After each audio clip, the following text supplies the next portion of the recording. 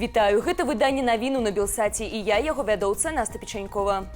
Зняла чаргу ў паліклініцы, дыскрэдытавала краіну. Жыхарцы Магілёва пагражаюць крымінальнай справай за нібыта паклёп на мясцовую установу аховы здароўя. У сюжэце прапагандысты адзначаюць, што жанчына зняла і выклала ролик у TikTok, дзе распавяла пра чэргі ў 6-й гарадской паліклініцы, якія нібыта збіраюцца ўжо о 5-й ранку, яшчэ да пачатку працы рэгістратуры. Відэа пабачыла адміністрацыя установы і паскардзілася на хлуслівы ролик у міліцыю. Маўляў, жанчына зняла чэргі пазней, а 7:30, ды і зрабіла гэта цытата дзеля хайпу, вялікіх ахопаў і каментароў.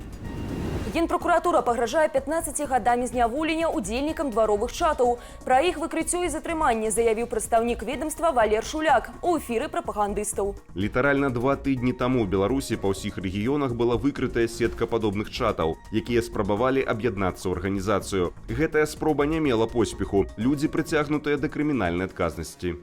Артыкул, паводле якога будуць судзіць беларусаў, Шуляк не агучыў, нібыта дзеля захавання таямніцы следства. Пры гэтым, згодна з прадстаўніком Генеральнай пракуратуры, сёлета ведомства зафіксавала менш злачынстваў так званай экстрэмісцкай накіраванасці. Гэтак рэжым Лукашэнкі называе кожную праяву нязгоды з палітыкай дыктатара.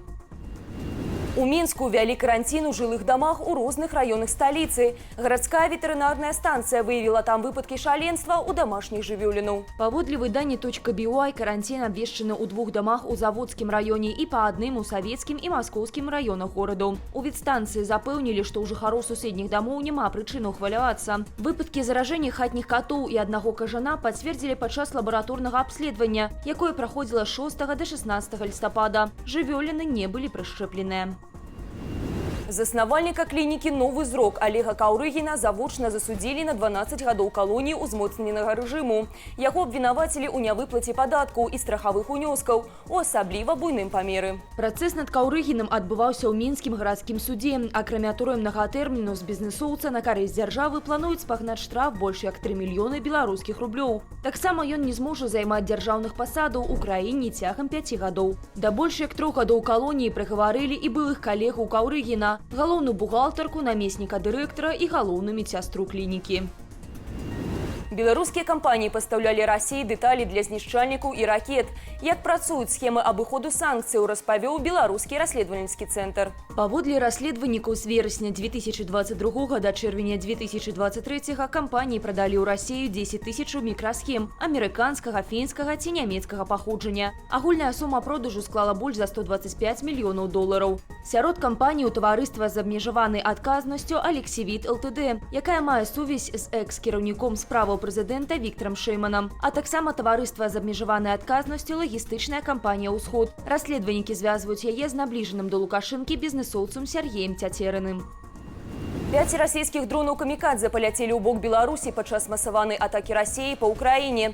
Пра гэта паведамляюць паветраныя сілы ЗСУ. Падчас атакі Расія выпусціла па ўкраіне 188 дронаў тыпу «Шагат» і іншых беспілотнікаў, а таксама 4 «Іскандэры». З іх атрымалася збіць 76 дронаў камікадзе. Астатнія згубілі, а 5 паляцелі ў бок Беларусі. Паводле паветраных сілаў ЗСУ у выніку атакі пашкоджаны аб'екты крытычнай інфраструктуры, жылыя будынкі. На гэты момант пра пацярпелых і ахвяраў звестак няма.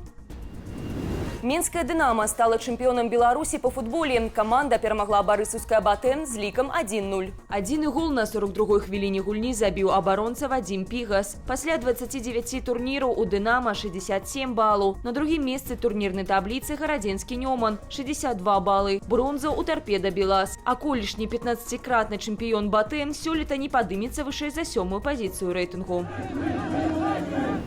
Мінск пакрысе рыхтуецца да святкавання Новага года. Выданне «Мінск навіны» паказала, як будзе выглядаць святочнае афармленне Кастрычніцкай плошчы. Гэта галоўную ялінку краіны аформяць у чырвона-залатых танах і ўпрыгожаць піксельнай сеткай. Таксама на плошчу усталююць рэзідэнцыю Дзеда Мароза, інсталяцыю з фабрыкай падарункаў і яловы лес. Акрамя таго, уздоўж праспекту Незалежнасці размесцяць 8 светлавых канструкцыяў з малюнкамі з савецкіх паштовак. За афармленне сталіцы адказвае Мінск рэклама.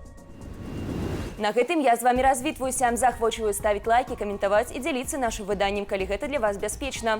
А таксама чытаць Белсат у Тэлеграм, QR-код на вашых экранах. Усяго вам добрага і беражыце сябе.